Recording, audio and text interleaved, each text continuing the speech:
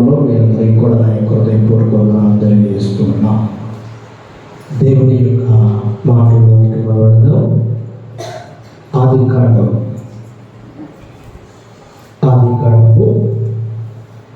6వ అధ్యాయము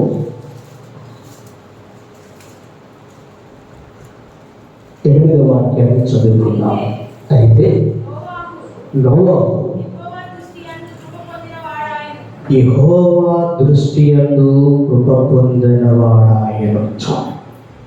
వారందరూ కలిపి 3 పర్యాయాలు వెనకున్న వారు, ముందున్నటువంటి వారు, పురుషులు స్త్రీలు అందరూ కూడా బిగ్గరగా కలిపి చదవాలని ప్రభు పక్షంగా మనం చేస్తూ ఉన్నాం.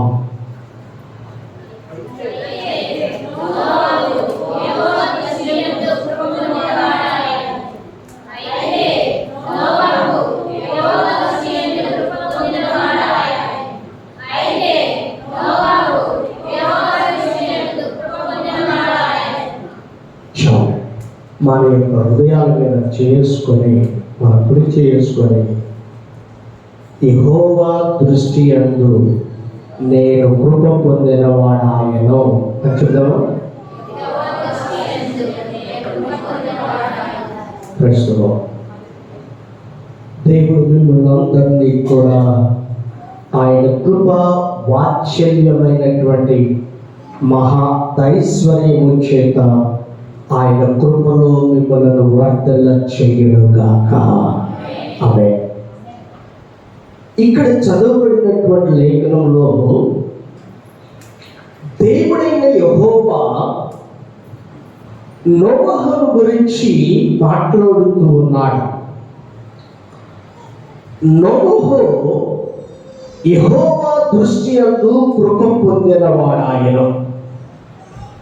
యెహోవా దృష్టి యందు కృప పొంది ఉన్నాడు. ఎవరు అంటే నోవహు. నోవహు దేవుని దృష్టి యందు కృప పొందినటువంటి వ్యక్తిగా నోవహు ఏ విధంగా మార్చబడ్డాడు, ఏ విధంగా నోవహు జీవించాడు, ఏ విధంగా నోవహు ప్రవర్తించాడు, ఏ విధంగా నోవహు ఆయన కృపలో భద్రపరచబడడానికి నోవహు యెహోవా దృష్టి యందు కృప పొందినటువంటి వాడిగా ఎట్లా ఏ విధంగా అయ్యాడో మనం ఒక్కసారి పరిశీలన చేద్దాం.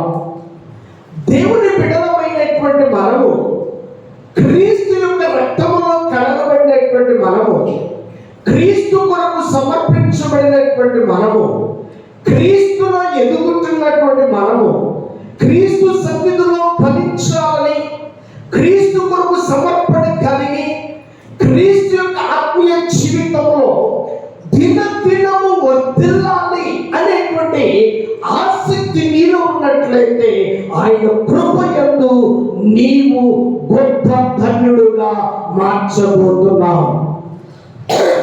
దేవుని బిడ్డలమైనటువంటి మనం ఈ యొక్క సమయంలో ఈ రోజున నోవహు కృప పొందినటువంటి వాడయ్యాడు.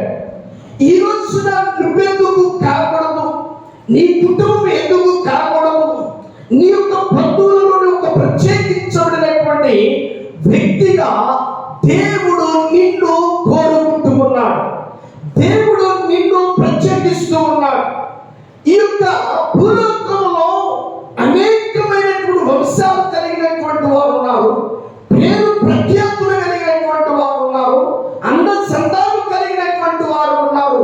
కానీ దేవుని దృష్టిలో నోవహు కుటుంబం మాత్రమే యెహోవా దృష్టి యందు కృప పొందినవాడాయెను. ప్రస్తుతం దేవుని బిడ్డలమైనటువంటి మనము ఈ యొక్క నోవహు దేవుని దృష్టికి యథార్థముగా నడవటం ప్రారంభించాడట. యెహోవా నీతికి వారసుడైనటువంటి నోవహును మనం చూస్తూ ఉన్నాం. నోవహు దేవుని యందు భయభక్తులు కలిగినటువంటి వాడిగా ఉన్నాడు. దేవుని సన్నిధిలో నిందారహితుడుగా కనబడుతున్నాడు. దేవుని యొక్క సన్నిధిలో నీతితో నీతిమంతునిగాను యథార్థవంతునిగాను పాపము లేని వ్యక్తిగా దేవుడు నోవహును చూచాడు. ఈ రోజున నిన్ను నన్ను చూస్తూ ఉన్నాడు. దేవునికి స్తోత్రాలు కదమ్మా. యేసయ్య చూచుచున్నటువంటి వాడు, యేసయ్య చర్చించేటువంటి వాడు, యేసయ్య న్యాయమును చేకూర్చేటువంటి వాడు, న్యాయవంతులను ఆయన చెయ్య పిడిచేటువంటి వాడు కాడు. ఆయన కృపలో భద్రపరచాలని, ఆయన కృపలో ఉంచాలని, ఆయన సన్నిధిలో ఉంచాలని, ఆయన సన్నిధిలో బలపరచాలని, ఆయన సన్నిధిలో వర్ధన చేయాలని సర్వసైన్యములకు అధిపతి యెహోవా ఆయన ఈ రోజు నిన్ను కోరుకుంటున్నాడు. దేవునికి స్తోత్రం కదమ్మా. ఆయన నిన్ను కోరుకుంటున్నాడు. అన్నాడు నోవహును దేవుడు కోరుకున్నాడు. నోవహు యొక్క వృత్తి వ్యవసాయము చేసేటువంటి వాడు, నాగులు దున్ని శ్రమకు వచ్చి పనిచేసి గింజ విత్తి ఆ గింజలో నుండి వచ్చేటువంటి ఆశీర్వాదాన్ని అనుభవించేటువంటి నోవహుకు దేవుడు మాట్లాడుతూ ఉన్నాడు. ప్రేమైన వాళ్ళ నువ్వు జాగ్రత్తగా మనం పరిశీలించాలి. ఈ రోజున ప్రభు నీతో మాట్లాడగలుగుతున్నాడా? ప్రభు యొక్క సన్నిధి నీతో ఉండగలుగుతుందా? ప్రభు యొక్క సహవాసం నీతో ఉండగలుగుతుందా? ప్రభు సన్నిధిలో ఏ విధంగా నీవు ఫలించడానికి ఇష్టపడుతున్నావు? ఏ విధంగా నీవు వర్ధిల్లడానికి ఇష్టపడుతున్నావు? దేవుని బిడలమైనటువంటి మనము నీవు ఫలించేటువంటి దేవుని కృపయందు నీవు ప్రత్యేకించబడినటువంటి బిడగా చేయబడాలని ప్రభు కోరుకుంటున్నాడు. నాగలు దున్నుతూ ఉన్నాడు. నాగలు దున్నుతూ ఉన్నప్పుడు దేవుడైన యెహోవా ఒక ఉరుములో నుండి నోవహుతో మాట్లాడుతున్నాడు. 9వ వచనాన్ని చదువుకుందాం. నోవహు వంశావళి ఇదే. నోవహు నీతిపరుడును నిందారహితుడవై నోవహు దేవునితో కూడా నడిచినవాడు. దేవునికి స్తోత్రం కలుగును గాక. ఎవరితో నడిచారట? ఈ లోకంలో స్నేహితులతో నడవడానికి ఇష్టపడతారు. తర్వాత ప్రేమించేటువంటి వారితో నడవడానికి ఇష్టపడుతూ ఉంటారు. ఇంకా కొంతమంది ఫ్యామిలీతో నడిచేటువంటి వారికి ఇష్టపడుతూ ఉంటారు. ఇంకా కొంతమంది అనేకమైనటువంటి ఇదిగో వారి యొక్క వర్గాలను బట్టి, వారి యొక్క ఏర్పాటు చేసుకునేటువంటి వాటిని బట్టి నడవడానికి ఇష్టపడుతూ ఉంటారు. కానీ నోవహులో ఒక ప్రత్యేకత ఉన్నది. ఆ ప్రత్యేకత ఏంటంటే దేవునితో కూడా నడవాలి. దేవుని యొక్క సన్నిధిలో ఉండాలి. దేవుని సన్నిధిలో కనబడాలి. నేను యెహోవా దృష్టి యందు నేను కృప పొందిన వాడిగా నేను చేయబడాలి అని అనుకున్నటువంటి నోవహు దేవుడు ప్రత్యేకిస్తున్నాడు. ప్రేమైన వాళ్ళ ప్రత్యేకిస్తూ ఉన్నాడు. అందుకంటున్నాడు, చూద్దాం 7వ అధ్యాయం 1వ వచనం అంటున్నాడు, యెహోవా ఈ తరము వారిలో నీవే నా ఎదుట నీతిమంతుడు అయినట చూచితిని గనుక నీవును నీ ఇంటి వారును వాడలో ప్రవేశించుడి. చాలు. ఇక్కడ దేవునితో నడవటం వలన, దేవునితో సహవాసం చేయటం వలన, దేవుని సన్నిధిలో కనబడటం వలన, దేవుని సన్నిధిలో ఆసక్తి కలిగి ఉండటం వలన, దేవుని సన్నిధిలో శ్రద్ధ కలిగి ఉండటం వలన, దేవుని సన్నిధిలో నీవు ప్రభు దృష్టికి కనబడటం వలన దేవుడు నీకు ఇచ్చేటువంటి ఆధిక్యత ఏంటి? దేవుడు నీకు ఇచ్చేటువంటి ప్రతిఫలం ఏంటి? దేవుడు నీకు ఇచ్చేటువంటిది ఏమి ఇవ్వబోతూ ఉన్నాడు? చాలా మంది కూడా ప్రేమ వల్ల ఈ లోకంలో స్నేహితులతో ఇవ్వగలుగుతావు? ఏమి ఇవ్వగలుగుతావు? ఒకసారి ప్రేమైన వల్ల చాలా మంచి స్నేహితులు. ఎంత స్నేహితులు అంటే చాలా మంచి స్నేహితులు. ఒక్కరికి బాధిస్తే ఒకరు బాధను తీర్చుకునేటువంటి వారు. అలాంటి స్నేహితులు కొంతకాలం అయిపోయిన తర్వాత జరిగినటువంటిది ఏంటంటే స్నేహితులు మోసం చేసుకోవడం ప్రారంభించారు.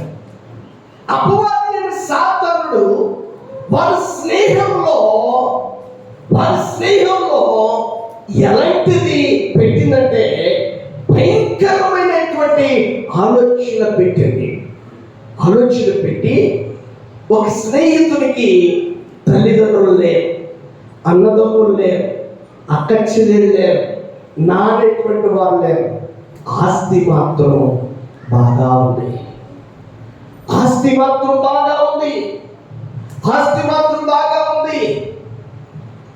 ఒక రోజున స్నేహితుడు అనుకున్నాడు, ఇతను ఎలాగైనా సరే చంపివేసి ఈ యొక్క ఆస్తి నేను సమకూర్చుకోవాలి.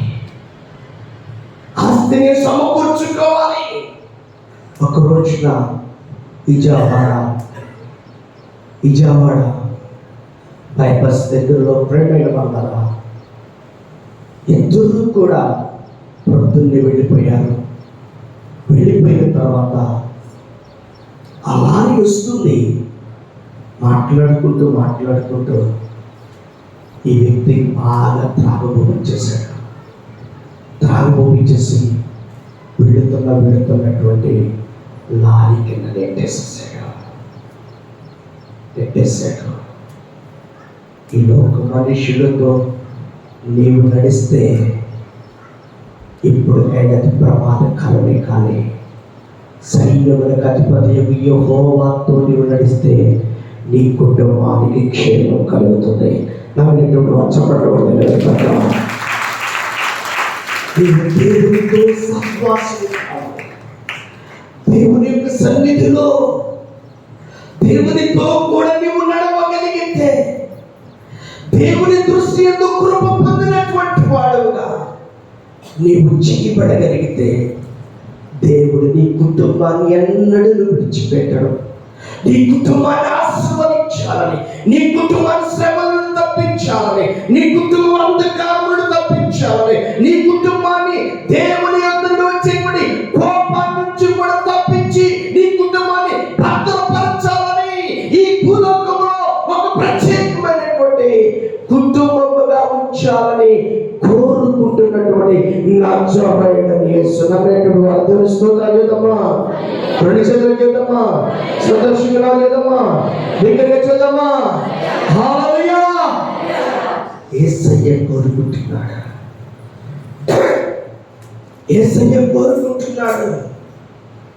ఈ రోజున దేవుని సన్నిధిలో దేవుని దృష్టికి నిందారహితుడుగా, నీవు దేవుని దృష్టికి యథార్థవంతుడుగా, దేవుని యొక్క సన్నిధిలో ఫలించబడి వ్యక్తిగా ఉండడానికి నీవు ఇష్టపడగలుగుతున్నావా? అందుకంటున్నాడు. చూద్దాం ప్రేమైన వాళ్ళరా, 11వ వచనం, ఆరాధ్య 11వ వచనం చదువుకుందాం. భూలోకము ఎడిపోయిందంట. దేవుని సన్నిధిని చెడిపోయెను. భూలోకము బలాత్కారముతో నిండి ఉండెను. దేవుడు భూలోకమును చూచినప్పుడు అది చెడిపోయినను, భూమి మీద సమస్త శరీరులు ఏం చెరిపేసుకున్నారంటే తమ మార్గములను చెరిపివేసుకున్నారట, తమ యొక్క ప్రవర్తనను చెరిపివేసుకున్నారట, తన యొక్క విధానాన్ని దేవునితో నడిచేటువంటి పంతాన్ని చెరిపివేసుకున్నారట. దేవుని బిడ్డలమైనటువంటి మనము ఒక జాగ్రత్తగా మనం పరిశోధన చేయాలి. ఒక కుటుంబం ఉన్నది, ఒక కుటుంబం చాలా అన్యోన్యంగా భార్యాభర్తలు జీవిస్తూ ఉన్నారు. భార్యాభర్తలు జీవిస్తున్నటువంటి సమయంలో మరి అపవాది అయిన సాతానుడు ఏం చేస్తాడంటే వారిలో ఒక విత్తనం విత్తాలని పక్కంటి ఇంటి వారికి ఆలోచన పెట్టినప్పుడు ఆ పక్కంటి ఇంటి వారు తన యొక్క బాబునైనటువంటి ఇంటి దగ్గరకు వచ్చి తన భార్యతో మాట్లాడి తన భర్త మీద ఏదో ఒక విత్తనం వేసి వెళ్ళిపోయేదానికి అన్యోన్యంగా ఉండవలసిన కుటుంబం, ఆహ్లాదంగా ఉండవలసిన కుటుంబం, భార్య భర్తలు ఒకరిగా జీవించేటువంటి కుటుంబం ఆమె వేసినటువంటి విత్తనము ద్వారా చూడండి కలతలు బయలుదేరని, కలహాలు బయలుదేరని. ఇదిగో ఒకరి ప్రేమలు తగ్గిపోతూ ఉన్నాయి. ఒకరంటే ఒకరు అసహించుకుంటున్నారు, ఒకరంటే ఒకరు సేదరించుకుంటున్నారు, ఒకరంటే ఒకరు పడవటం లేదు. రాను ఎదిగిమే తన ఇంటికి వెళ్ళిపోయింది. ఇతను ఒక్కడే డ్యూటీకి వెళ్తున్నాడు వస్తున్నాడు, వండుకుంటున్నాడు, తింటున్నాడు. ఇతనికి రాను క్రమముగా ఎదుగో ముందు ప్రారంభమైపోయింది, క్రేణు పుట్టకాలు ప్రారంభమైపోయింది. తమ జీవితాన్ని ఎలా పాడు చేసుకున్నారో చూడండి ప్రేమ వల్ల. తమ జీవితాన్ని ఎలా పాడు చేసుకున్నారు. నా ప్రియ సహోదరి సహోదరుడా, దేవుని సన్నిధిలో రక్షించబడిన నీవు, వెలిగించబడిన నీవు, దేవునితో సహవాసం కలిగి ఉండవలసిన నీవు, దేవుని ప్రేమను ఎదగవలసినటువంటి నీవు కుటుంబము దేవుని సన్నిధిలో అత్యంతగా వర్తిల్లవలసినటువంటి నీ కుటుంబము దేవుని సన్నిధిలో కృపలో పాత్రగా చేయబడినటువంటి ఇదిగో కృపకు పాత్రగా చేయబడవలసినటువంటి నీ కుటుంబం ఏదో ఒక మత్సరము ద్వారా దేవునికి దూరస్తులమైపోతున్నామేమో, దేవునికి దూరంగా జీవిస్తున్నామేమో, దేవుని దృష్టికి కృప పొందినటువంటి వాడిగా కనబడలేకపోతున్నామేమో. ఇదిగో కుటుంబం అయితే, నోవహు కుటుంబం అయితే దేవుని ప్రేమించేటువంటి కుటుంబముగా ఉన్నది, దేవునితో సహవాసం కలిగిన కుటుంబముగా ఉన్నది, దేవుని యందు భయభక్తులు కలిగినటువంటి కుటుంబముగా ఉంది, దేవుని యందు యథార్థమైనటువంటి జీవితాన్ని కలిగినటువంటి కుటుంబముగా ఉంది, నీతి న్యాయములు కలిగినటువంటి కుటుంబముగా ఉంది, పాపము లేనటువంటి కుటుంబముగా ఉంది. నా ప్రియ సహోదరి సహోదరుడా, నీ కుటుంబము కొరకు పాపములకు దూరంగా పరిగెత్తగలుగుచున్నావా? నీ కుటుంబము దేవుని సన్నిధిలో నివసించడం కోసం నీ ప్రవర్తనను చెరిపివేసుకొనక నీతి కొరకే జీవించడానికి ఇష్టపడగలుగుతున్నావా? దేవుడైన యెహోవా భూలోకమును చూచాడట. దేవునికి స్తోత్రాలు చేద్దామా. ఇక్కడ నోవహును చూచాడు, భూలోకమును చూచాడు. భూలోకము బలాత్కారముతో నిండి ఉన్నది. భూలోకము మంచి మార్గమును ఇదిగో త్రోసివేసుకుంటుంది, తమ ప్రవర్తనను త్రోసివేసుకుంటుంది. ఇక్కడ 12వ వచనంలో మనం చూడబడినప్పుడు దేవుడు భూలోకమును చూచినప్పుడు అది చెడిపోయిండెను. భూమి మీద సమస్త శరీరులు తమ మార్గములను చూసారా, తమ మార్గములను ఏం చేశారట? చెరిపి వేసుకున్నారట. నోవహు కుటుంబం, నోవహు భార్య. నోవహు ఎంతమంది కుమారులండి? దేవుని స్తోత్రం చేద్దామా? మరొకసారి చేద్దామా? ఎంతమంది కుమారులండి? ఎంతమంది అండి? ముగ్గురు. ఎంతమంది కుమారులండి? ముగ్గురు. దేవుని స్తోత్రాలు చేద్దామా? ఎంతమంది కుమారులండి? ముగ్గురు. ఈ ముగ్గురు కుమారులు, ముగ్గురు కోడళ్ళు, మొత్తం ఎంతమంది అయ్యారండి? ఆరుగురు. నోవహు భార్య 8 మంది అయ్యారు. కుటుంబం ఎంతమంది అండి? 8 మంది. 8 మంది తమ మార్గములను చెరిపి వేసుకోవడానికి ఇష్టపడలేదండి. దేవుని యందు భయభక్తులు కలిగినటువంటి కుటుంబముగా ఉంది.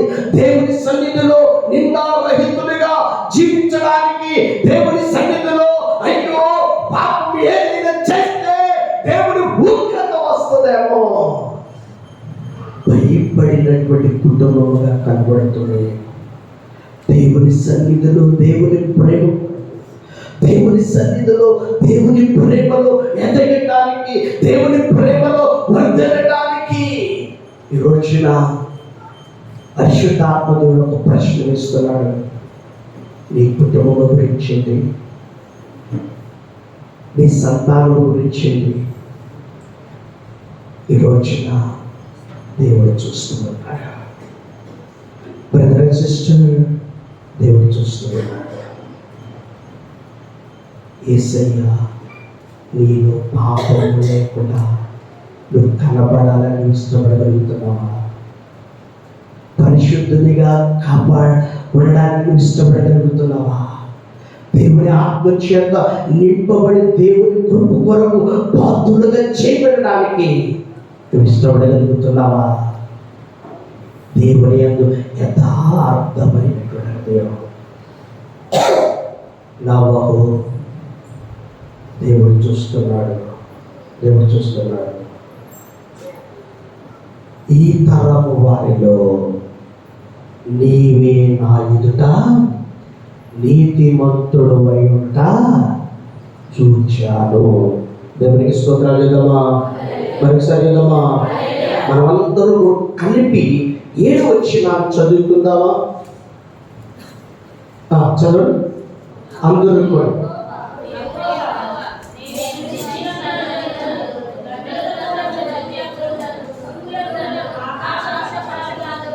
ఏడాధ్యాయం 1వ వచనం.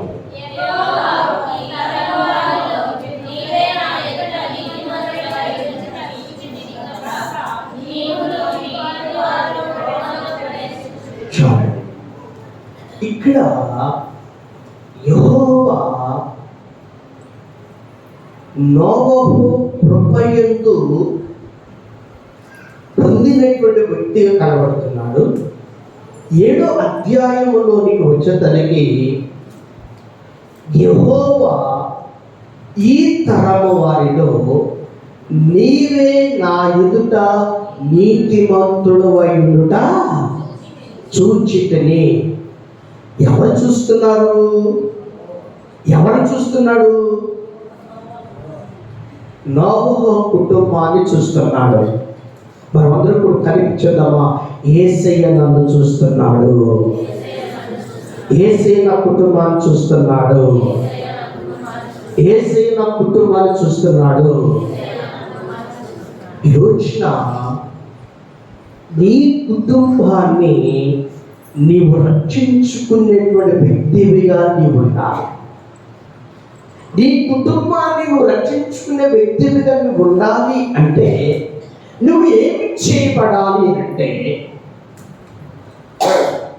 దేవుని దృష్టిలో నమ్మకమైన వ్యక్తివిగా నువ్వు ఉండాలి. ఎలాంటి వ్యక్తిగా ఉండాలంటే నమ్మకత్వము. జాగ్రత్తగా పరిశీలించాలి. ఎలాంటి వ్యక్తిగా ఉండాలంట? నమ్మకత్వం కలిగినటువంటి వ్యక్తివిగా నీవు ఉండాలి. నమ్మకముగా కనబడాలి. నమ్మకం ఎంత నమ్మకంగా కనబడాలి అంటే నోవహు అందుకనే దేవుని దృష్టికి యథార్థంగా కనబడ్డాడు, నీతిమంతుడిగా కనబడ్డాడట. ఇక్కడ ఎవరిస్తున్నారు సాక్ష్యం? దేవుడైన యెహోవా ఇస్తున్నాడు. సైన్యముల అధిపత్యం యెహోవా నోహు పట్ల ఒక గొప్ప సాక్ష్యాన్ని ఇస్తున్నాడు. దేవునికి స్తోత్రం కలుగునుగాక. దేవుడే యెహోవా నీతిమంతుడుగా ఉన్నాడు. ఇప్పుడు ఈ భూలోకంలో ఎవరైనా నీతిమంతుడుగా ఉందంటే ఎవరున్నారట? దేవుని స్తోత్రం లేదు. ఎవరున్నారట? నోవహు కుటుంబము. ఏ కుటుంబం అంట? అందరూ వర్గం చేద్దామా? మరేసారి చేద్దామా? నా కుటుంబం కూడా నీతిమంతులుగా ఉందిగాక. ప్రతి ఒక్కరు కూడా మన హృదయాన్ని చేసుకుని చూద్దామా?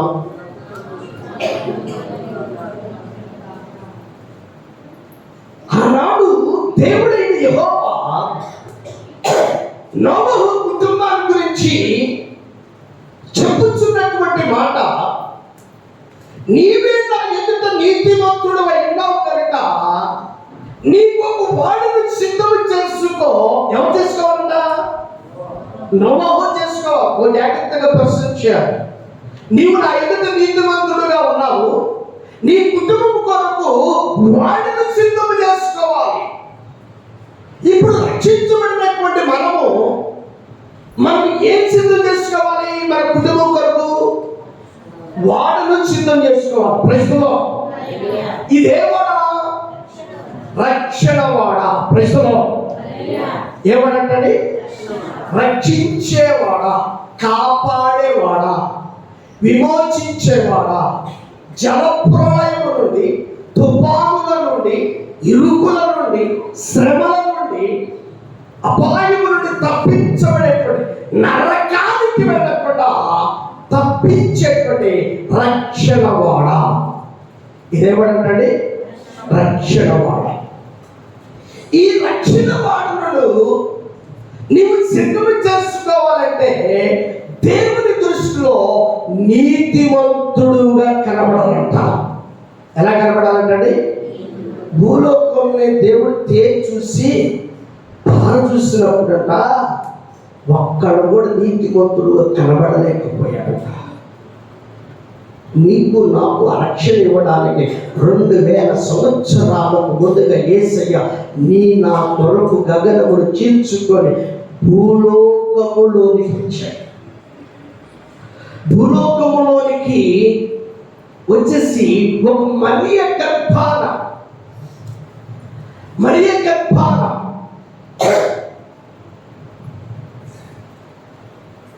ఏం ధరించిందండి?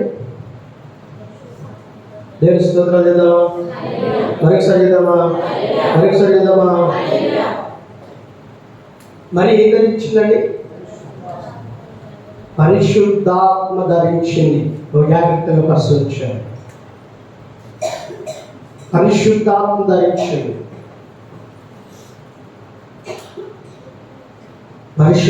ధరించింది. ఎందుకంటే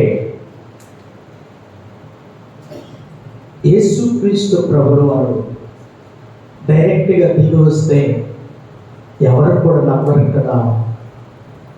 ఒక పరిశుద్ధాత్మ గర్భమును ధరించింది, క్రీస్తు లోకములోకి వచ్చాడు. దేవునికి స్తోత్రం కలుగునుగాక. నా పాపములను క్షమించి మన కుటుంబాలను రక్షించాలని, మన కుటుంబాల రక్షణ వాళ్ళలో క్షేమముగా ఉండాలని, మన కుటుంబం, మన పిల్లలు, మన సంతానము ఆ రక్షణ వాళ్ళలో భద్రపరచబడాలని యేసయ్య కోరుకొని మన కొరకు వచ్చాడు. ఇక్కడ భూలోకాన్ని తేరి చూసినప్పుడు భూలోకము చెడిపోయి, భూలోకము పాడైపోయి, భూలోకంలో ప్రజలు తమ చేతులారా తమ జీవితాలంట ఏం చేసుకున్నారండి? ఏం చేసుకున్నారు? ఏం చేసుకున్నారట? పాడు చేసుకున్నారట. ఒకసారి ఒక యవనస్తుడు రక్షించబడ్డాడు, మారుమనసు పొందాడు, బాప్తిస్మం పొందాడు. బాప్తిస్మం పొందిన తర్వాత అతనికి ఒక ఆలోచన ఉన్నాయి. ఏంటి ఆలోచన? డబ్బు సంపాదించాలి. ఏం సంపాదించాలి? దేవుని స్తోత్రాలు. ఏం సంపాదించాలట? మనిషి శరీరము డబ్బు సంపాదించాలి. ఇప్పుడు ఏం చేయాలి?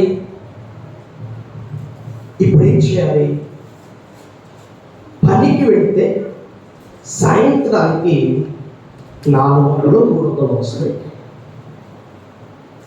ఇప్పుడు దానికంటే ఎక్కువ సంపాదించాలి.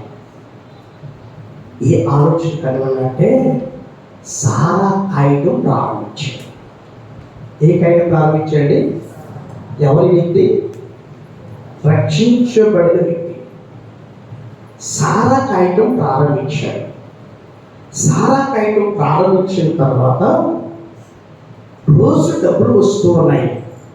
ఆహా, ఇదే నా లైఫ్ అనుకుంటున్నాడు. ఇదే నాకు అనుకుంటూ అలాగే కొనసాగుతూ ఉన్నాడు. కొనసాగుతూ ఉన్నటువంటి సమయంలో ఒక భయంకరమైనటువంటి యాక్సిడెంట్ జరిగిందండి. కోమాలోకి వెళ్ళిపోయాడు. 6 నెలలు హాస్పిటల్లో ఉన్నాడు. 7వ నెలలో స్పృహలోకి వచ్చాడు. స్పృహలోకి వచ్చిన తర్వాత పశ్చాత్తాపడుతున్నాడు. పశ్చాత్తాపడు దేవుని సన్నిధిలో ఉండవలసినటువంటి ఈ వ్యక్తి, దేవుని సన్నిధిలో ఉండవలసినటువంటి వ్యక్తి చాలా మంది వచ్చేటువంటి డబ్బు కోసం కక్కుర్తి పడి దేవుని సన్నిధికి దూరమయ్యేటువంటి వారు. అయ్యో, ఈ ఆదివారం దేవుని మందిరానికి వెళ్ళకుండా పనికి వెళితే ఒక 1000 రూపాయలు వస్తాయి, ఒక 500 వస్తాయి. జాగ్రత్త. దేవుని లేఖలో ఉన్నటువంటి బిలాము బాలాకు రాజు మాటలు విన్నాడు. ఎవరు మాటలు విన్నాట? బాలాకు రాజు మాటలు విన్నాడు. బాలాకు రాజు మాటలు విని డబ్బు వైపు చూశాడు, వెండి బంగారముల వైపు చూశాడు, సీనాయి వస్త్రముల వైపు చూశాడు. బాలాక్ అనేటువంటి రాజు చెప్తున్నాడు, ఏందయ్యా ఇదంతా ఇద్దాం అనుకుంటే ఏంటి దేవుడు అడ్డుపడుతున్నాడేంటి? ఎక్కడ మన జీవితములను సెరపి వేసుకుంటున్నాం, మన చేతులతోనే పాడు చేసుకుంటున్నామేమో. బిలాము తమ చేతులతోనే తన జీవితాన్ని స్వాయం చేసుకున్నాడు, తన జీవితాన్ని పాడు చేసుకున్నాడు, దేవునికి దూరమైపోయాడు, దేవునితో సహవాసం కలిగి లేకపోయాడు. చూడండి, యవనస్తుడు దేవుని మహాకృపను బట్టి ఆయన ప్రేమ కలిగినటువంటి వాడు కదా, దేవుని యొక్క మహాకృపను బట్టి క్షమించి వారి యొక్క అవకాశం ఇచ్చాడు. అవకాశం ఇచ్చినప్పుడు ఏ విధంగా ఉండాలి, ప్రేమైన వల్ల మరలా పాపం అనేటువంటి ఊపిలోకి వెళ్ళిపోయాడు. వ్యభిచారం అనేటువంటి ఊపిలోకి వెళ్ళిపోయాడు.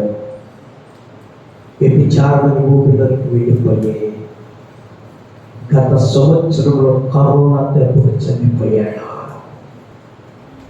ఎంతో భయంకరమైన పరిస్థితి చూడండి. జాగ్రత్త. నీ ప్రవర్తన కుటుంబాన్ని కాపాడగలిగినటువంటి ప్రవర్తన కలిగి ఉండాలి. నమ్మినటువంటి చప్పట్లు. నీ కుటుంబము పరిశుద్ధమైనటువంటి కుటుంబముగా ఉండాలి.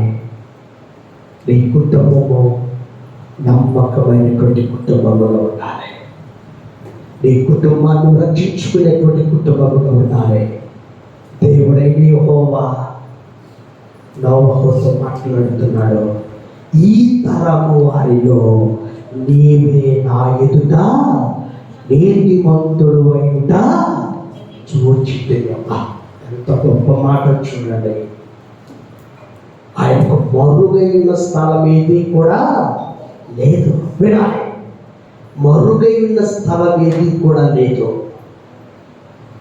అందుకే అంటాడు, నమ్మకమైన నగరమా వేశ్యాయనే. చదవనమాట యెషయా గ్రంథం 1వ అధ్యాయము 21వ వచనం. అయ్యో అయ్యో అయ్యో ఎప్పుడు పిలుస్తారు? అయ్యో ఎప్పుడు పిలుస్తారు?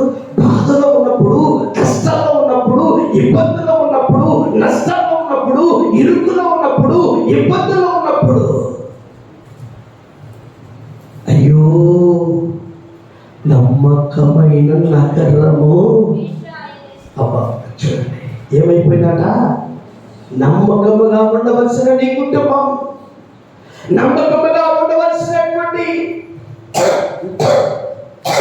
లోతు కుటుంబం,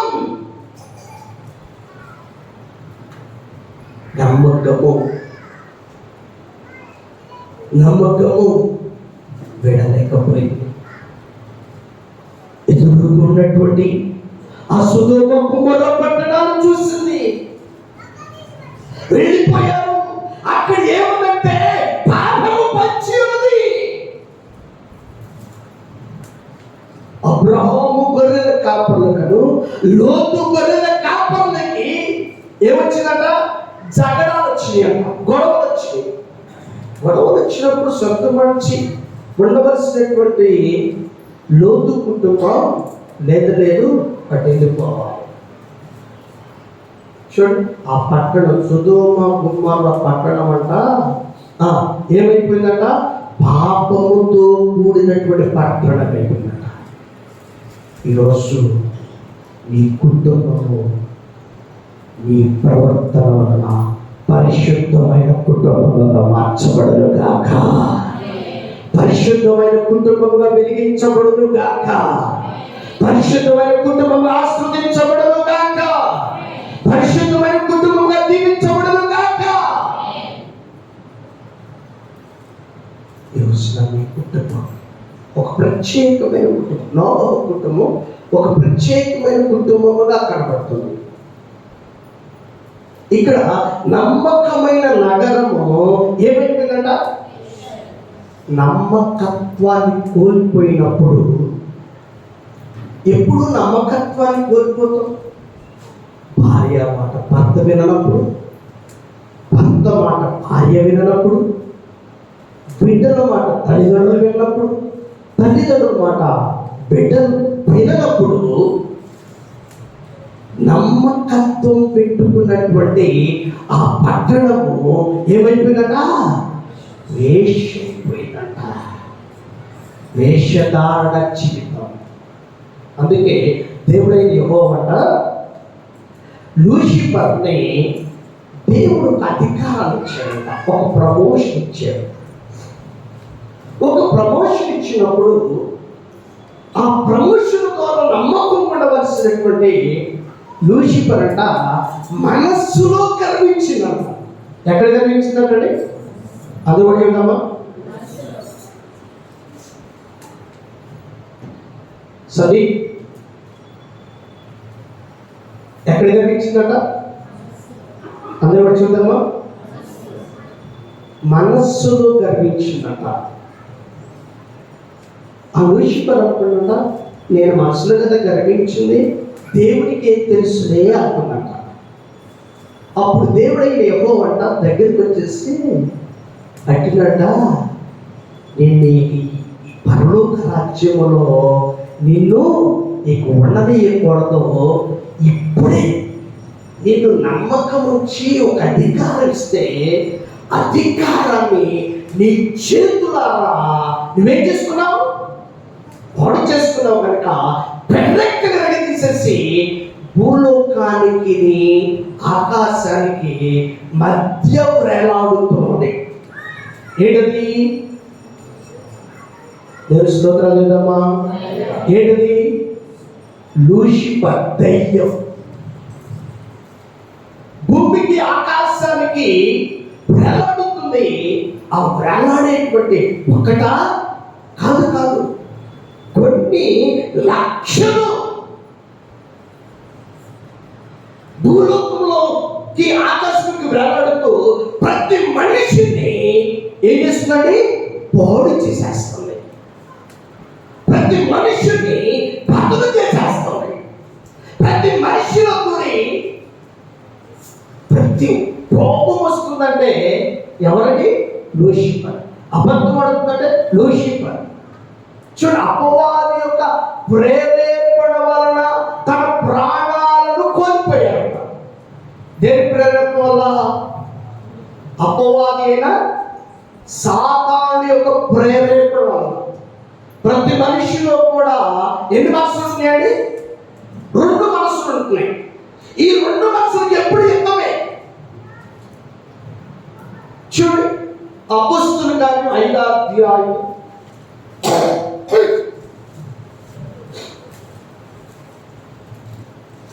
5వ అధ్యాయం. అప్పుడు పేతురు అననీయ కొంచెం పై వచ్చిన కానీ చదవడం. అననీయ ఒక మనుషుడు ఏకమై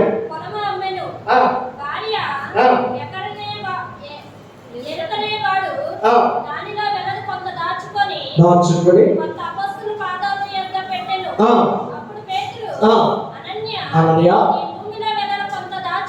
దాచుకొని పరిశుద్ధాత్మను మోసపుచ్చుటకు సాతానుని హృదయములో ఎందుకు ప్రేరేపించెను? సాతాను నీ హృదయములో ఎందుకు ప్రేరేపించెను? ఎందుకు ప్రేరేపించెను? ఎందుకు ప్రేరేపించు? నువ్వు జాగ్రత్తగా పరిశీలించాలి. అది నీ యొద్ద ఉన్నప్పుడు నీదే కదా. నీదైనప్పుడు అపవాది అయిన సాతానుతో నీవు ఎందుకు ఏకీభవిస్తున్నావు? అపవాది అయిన సాతానుతో నీవు ఎందుకు ఏకీభవించి పాపం చేశావు అని అంటూనే పేతురు గారు ఏమన్నంటే, నిన్ను మోసుకొని పోవును అని చెప్పి స్ప్రైట్ అన్నాడు. అక్కడ అనని ఏమైపోయాడండి? పడి గిల్లగిల్లాడి తన ప్రాణము పోగొట్టుకున్నాడు. తన చేతులారా అపవాది అయిన సాతానుడు హృదయంలోనికి ఏం చేస్తాడంటే ప్రేరేపిస్తాడు. దేవుని యొక్క నమ్మకమైన వ్యక్తిగా నువ్వు జాగ్రత్తగా పరిశీలించాలి. ఇక్కడ నోవహు గురించి మాట్లాడుతూ, నోవహు ఈ తరము వారిలో నీవే నా ఎదుట నీతిమంతుడుగా కనబడవు కనుక ఈ భూలోకములోనికి జలప్రళయం వస్తుంది. ఏమొస్తుందంటే జలప్రళయం వస్తుంది అని అందరికీ తెలియపరచినప్పుడు నోవహు అందరితో, అమ్మా జలప్రళయం వస్తుంది, అమ్మా రక్షించబడండి, మారుమనసు పొందండి, బాప్తిస్మం పొందండి అంటే, మా జీవితాల్లో వర్షాలు ఎన్ని చూడలేదు, మా జీవితాల్లో ఎన్ని తుఫాను చూడలేదు, మా జీవితాల్లో ఎన్ని చూడలేదు అని చెప్పేసి సాకులు చెబుతున్నారే తప్ప ఒక్కరూ కూడా రక్షించబడడానికి ఇష్టపడలేకపోయారు. తమ జీవితాలను సరిచేసుకోవడానికి, తమ జీవితాలను పాడు చేసుకోవడానికి ఇష్టపడ్డారు, కానీ బాగు చేసుకోవడానికి ఇష్టపడలేకపోయారు. ఆ ప్రేమ కలిగిన తండ్రి ఒకవేళ ఇప్పుడైనా వచ్చి నేను చేసిన పాపం తప్పిదనే ఒప్పుకుంటే వారికి రక్షణ ఇవ్వాలని ఇష్టపడ్డాడు యేసయ్య. ఒక్కరు కూడా రాలేకపోయారట. నోవహు కుటుంబమే ఆ వాడని సిద్ధం చేసుకుంటుంది. ప్రజలందరూ కూడా నోవహు పిచ్చి పెట్టింది అనుకుంటారు. ఏంటి మైదానం మీద పడవ తయారు చేస్తున్నాడు ఏంటి? మైదానం వెనక మీద ఎక్కడ సముద్రం ఒడ్డున చేస్తారు, ఎక్కడన్నా సముద్రంలో చేస్తారు. ఇదేంటి మైదానం మీద చేస్తున్నాడండి? ఎగతాళి చేస్తున్నారు, ఏడాది చేస్తున్నారు. ఈనాటి దినాల్లో దేవుడి సువార్త వినేటువంటి వారు కూడా రక్షించబడతారు. వినలేనటువంటి వారు ఈ సువార్త ఎలా ఉంటుందండి? శివుడు వారికి చొచ్చి వినటానికి ఇష్టపడాలి. ఏంటి సౌండ్? డైలీ సౌండ్ పెట్టి తెరలాగేసి ఎగురుతూ డ్యాన్సులు వేస్తూ పక్కపక్కన ఉంటారు. జాగ్రత్త, నీ నోరు పూయబడక ముందే సృష్టికర్త అయిన దేవుని తెలుసుకుంటే దాన్ని అయిపోతాం. దేవుని స్తోత్రం లేదమ్మా. నీ కుటుంబం పతనము కాకముందే, నీ కుటుంబం పాడవక ముందే, నీ కుటుంబం దేవుని ముందు చేతిలో పడకముందే నీవు రక్షణలోనికి రామని ప్రభు కోరుకుంటున్నాడు.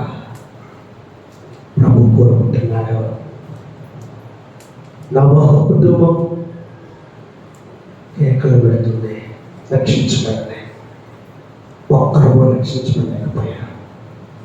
దేవుడు తాళం వేసుకొని వెళ్ళిపోయాడు. ఆకాశం తూలిపేశాడు. వర్షం పడుతుంది, ఇల్లు మురుగుతున్నాయి, బిల్డింగ్లు మురుగుతున్నాయి, చెట్లు మురుగుతున్నాయి, ఇదిగో పర్వతాలు మురుగుతున్నాయి, అన్ని మురిగిపోతున్నాయి.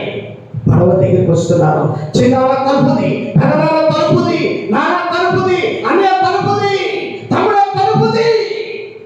కేకలు పెడుతున్నారు, పసిపిల్లలు కేకలు పెడుతున్నారు, పెద్దవాళ్ళు కేకలు పెడుతున్నారు, స్త్రీలు కేకలు పెడుతున్నారు. ఒక్కరు కూడా అవకాశం ఇచ్చినప్పుడు రక్షించబడాలంటే ఒప్పుడబడిపోలేకపోయారు. నోవహు కుటుంబం రక్షించబడింది. తమ ఇంటి కొరకు, ఇంటి వారి కొరకు వారిని సిద్ధం చేసుకుంది. ఈరోజు నీ ఇంటి కుటుంబం కొరకు వారిని సిద్ధం చేసుకోవడానికి ఇష్టపడగలుగుతున్నావా? వారిని సిద్ధం చేసుకోవడానికి ఇష్టపడగలుగుతున్నావా? నా ప్రియ సహోదరి సహోదరుడా, ఒక్క మాట చదువు ప్రార్థన చేసుకున్నాం. కీర్తన గ్రంథం 84వ కీర్తన, 84వ కీర్తన 11వ వచనం చదువుకున్నాం. దేవుడైన యెహోవా సూర్యుడును కీడమునై ఉన్నాడు. యెహోవా కృపయు ఘనతయు అనుగ్రహించును. యథార్థముగా ప్రవర్తించు వారికి ఆయన ఏ మేలు చేయక మానడు. నమ్మినటువంటి వారు చెప్పు వదిలివేస్తామా? యథార్థముగా ప్రవర్తించు వారికి ప్రవర్తన, యథార్థమైనటువంటి ప్రవర్తన. చూడండి, అనేక సభ్యురాలు దేవుని ఎదుట యథార్థముగా ప్రవర్తించలేకపోయారు. లోతు భార్య యథార్థముగా ఉండలేకపోయింది. తన కుమార్తెను యథార్థముగా ఉండలేకపోయారు.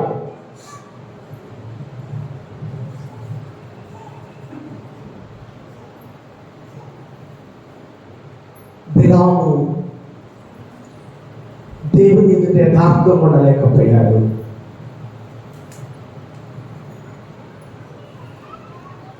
మేలు చేద్దామని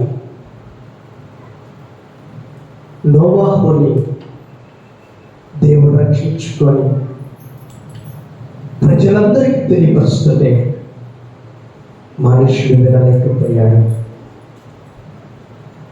అయ్యా రక్షించబడండి, అయ్యా మారుమనసు పొందండి, అయ్యా బాప్తిసం పొందండి.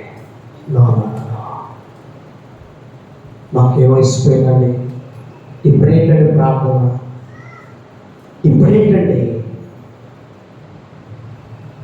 దేవుని విధమైనటువంటి నామోజంగా ప్రశ్నించాలి. నీ ప్రవర్తన సరైనదిగా ఉండాలని కోరుకుంటున్నాడు. దేవునికి స్తోత్రం కలుగునుగాక. నీ ప్రవర్తన సరైనదిగా ఉండాలి. క్రమం ఉందా? నోవహు కుటుంబంలో క్రమం ఉంది. నోవహు కుటుంబంలో ఒక పద్ధతి ఉంది. నోవహు కుటుంబంలో దేవుని యందు భయం ఈరోజు నీ కుటుంబం ఎలా ఉంది? నీ కుటుంబం దేవుని చేత దీవించబడే కుటుంబంలో ఉందా? రక్షించబడేటువంటి వాడ సిద్ధం చేసుకోగలుగుతున్నావు నీ కుటుంబం కొరకు? దేవే నా ఎదుట కృప పొందినవాడు ఆయన. ఈ తరము వారిలో దేవే నా ఎదుట నీతిమంతుడుగా కనపడ్డా. ఈ రోజున యథార్థంగా కనబడగలుగుతున్నావా? యథార్థంగా ఒకసారి ఒక ఆయన గారు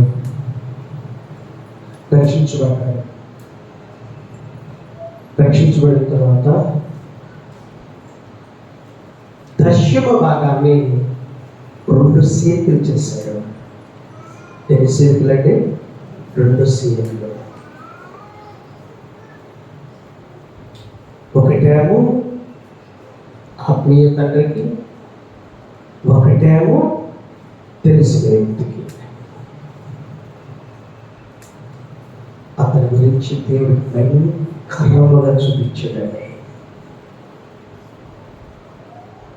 ఎంతో భయంకరము తెలుసా?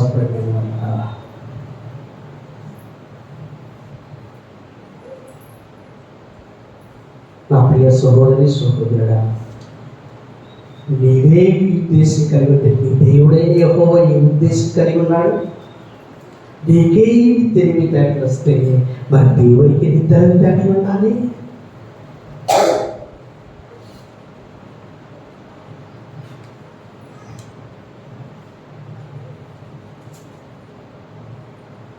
అందుకన్నాడు యథార్థముగా.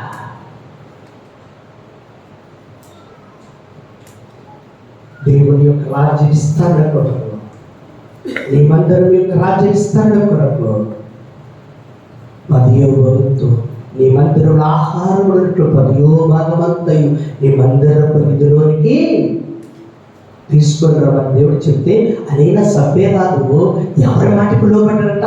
అపవాది అయినా సాతాను మాటకు.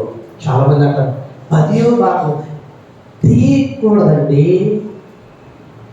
బైబుల్ ఎక్కడ ఉంటే చూపించండి. మరి ఒక మాట పోగలంటున్నాడు, 10వ భాగం కంటే కూడా రెట్టింపును మందిరంలో ఆహారం ఉన్నట్లు దేవుని పరిచయం విస్తరణ కొరకు మందిర ఆహారంలో నేను వచ్చేయమని.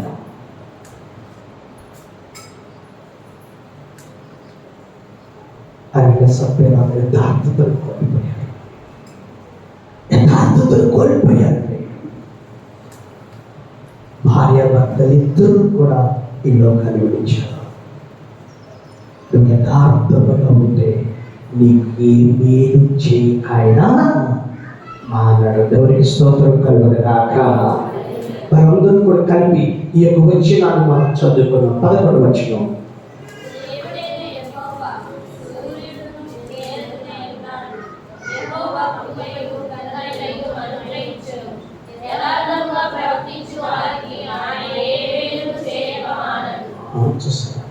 యథార్థముగా సంఘముల యథార్థత,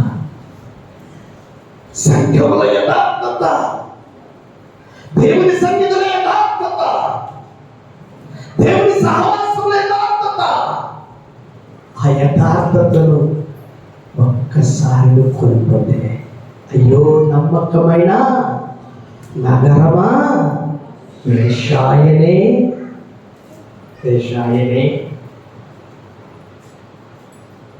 ఎక్కడ నమ్మకత్వాన్ని విడిచిపెడుతున్నా, ఎక్కడ యథార్థతను విడిచిపెడుతున్నా, ఎక్కడ దేవునికి దూరంగా ఉన్నావు, ఎక్కడ